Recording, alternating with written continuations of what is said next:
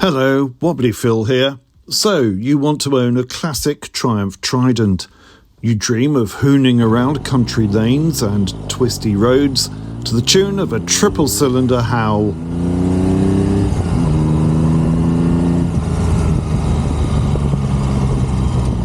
A noise that'll outlast religion.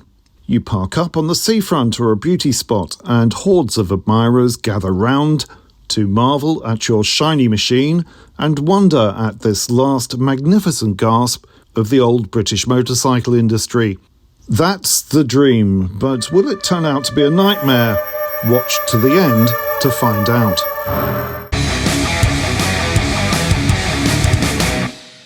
It was certainly my dream to own a Triumph Trident, and I found a good example 5 years ago through an ad in the Triumph Rocket 3 Owners Monthly magazine. I'd had other classic bikes, including a Norton Commando and a Kawasaki Z900. I've told the story of those in an earlier video. The link to that is in the description. I'd always really wanted a Trident. But before I get into the trials and tribulations of ownership, a bit of background. By the mid-1960s, the writing was on the wall for parallel twins, which were mostly designed before the war. The Japanese were coming and bringing with them innovations like electric starts, disc brakes, and smoother engines by way of multiple cylinders. Most of all, clever engineering, reliability, and elimination of the oil leak was a priority for the Japanese, the latter two being the British bike industry's Achilles heel. Motorcycles were becoming less an essential means of transport and more of a fun, luxury item. With a few quid to spare, you really could feel the wind in your hair on high days and holidays. BSA Triumph needed to up their game. Norton were about to respond with the Commando, still a parallel twin but with a smoother ride thanks to a new featherbed frame and rubber-mounted engine. Triumph were heading down a different route by adding another third cylinder to their twin, but whilst creating a smoother ride, it would also add complexity, potentially leading to increased unreliability and more opportunities for the oil leak. After a typically dithery and delayed development process, the BSA Rocket 3 and its stablemate, the Triumph Trident, were launched in 1968.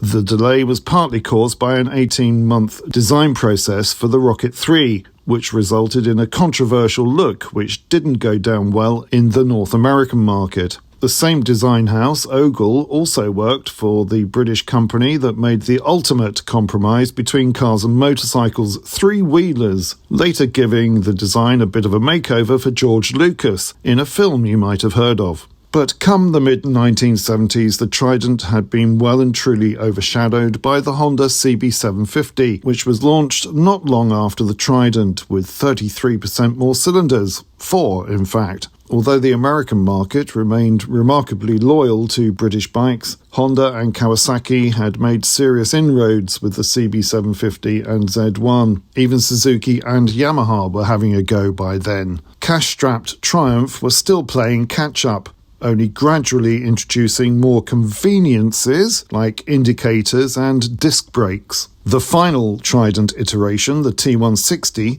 rolled off the production line in 1975. It had all the bells and whistles, even an electric starter, and it's the model I own.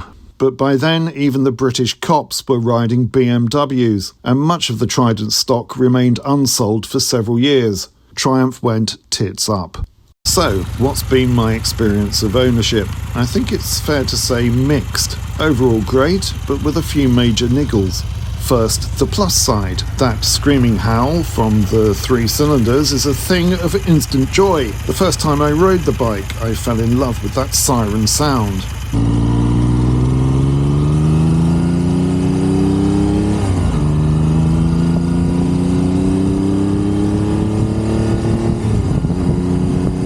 It handles like a British bike of the era should too. Planted and predictable, but perhaps carrying a bit too much weight into the corners. It's not a rocket ship, but it won't embarrass you by struggling to pass a Nana in a Honda Jazz on the motorway. I've had it up to around 100 miles per hour on a private circuit, of course, and it still felt rock solid and safe. Even some modern machines struggle on that score. I'm looking at you, Chinese bikes.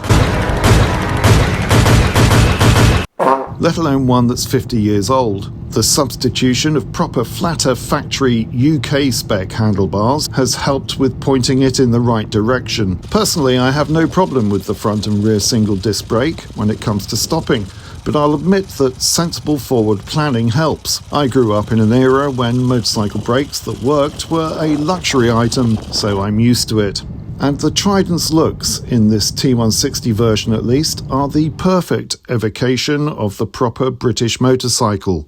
The engine was running well when I bought it. It's hard to tell with a triple if it's running a bit lumpy because its default is, well, a bit lumpy, possessing an odd number of cylinders. It was more that starting wasn't very reliable. The electric starter is more akin to something you'll find on a period Land Rover and will swiftly drain the battery. It's okay when the engine has warmed up, but boy, these Tridents take a long time to warm up. I mean, we're talking about a good 10-mile ride at least. Here we go.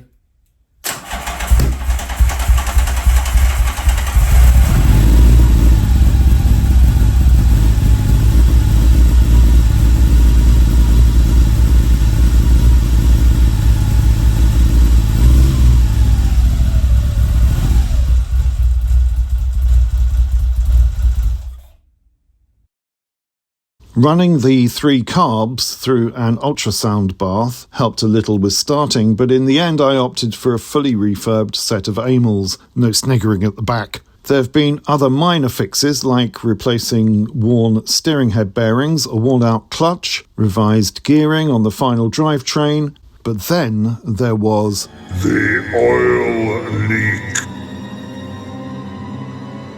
Not that it was an Amoco Cadiz style oil leak, just a small weep really from the rocker box. So, just before the COVID lockdown I sent it off to be fixed, being mechanically challenged and not having a decent workshop of my own. Things weren't helped by the lockdown being put in place while the bike was in there. It was there for 9 months in total. What had started as fixing a minor oil leak and a few cosmetic alterations led to an entire engine rebuild. Now, in my opinion, this wasn't necessary, but the old geezers, there are always old geezers involved, were perfectionists. They really couldn't leave anything alone. If it wasn't 100% right, they were going to fix it. That's fine, because I've now got a bulletproof Trident engine that will last until the 23rd century. But what's not fine was the bill, £11,000. My classic bike now owes me, in total, north of 20 grand, a price it will never achieve until, in all probability, the 23rd century. So my nightmares are not so much with the Trident, more with the old gippers you'll encounter along the way if you don't have the know-how or facilities to work on it yourself. They've all got the skills and decades of experience, and they know you haven't. If they don't like the cut of your jib, or if you piss them off, which is quite easy to do, they'll ghost you, make excuses, palm you off, or charge you both arms and both legs because they know they've got you by the proverbials. These chaps haven't bothered learning any customer service skills, why should they? So they'll present you with a shocking bill without warning or ongoing consultation when you come to pick up your bike. That's not to say there aren't good guys out there, but they're old boys. Some are in their 80s. They're retiring. They're going to the great racing circuit in the sky. They won't be around for much longer. So bear that in mind if you fancy owning one of these magnificent machines. I know there'll be folk in the comments who disagree with this very personal summary of owning a classic Trident along the lines of, if you can't work on it yourself, don't bother owning it. Well, that sums it up really. If you're like me and don't have a workshop with all mod cons that you've been fettling in since 1970, hard luck. Don't bother. Get out of Dodge. It's an exclusive club, and we don't want you in it. It's snobbery of the worst kind, frankly. Still, on the bright side, at least the oil leak has been fixed. I hope you enjoyed this video. If you did, then please consider liking and subscribing to let YouTube know we're doing something right here at 3 Phils. Thank you.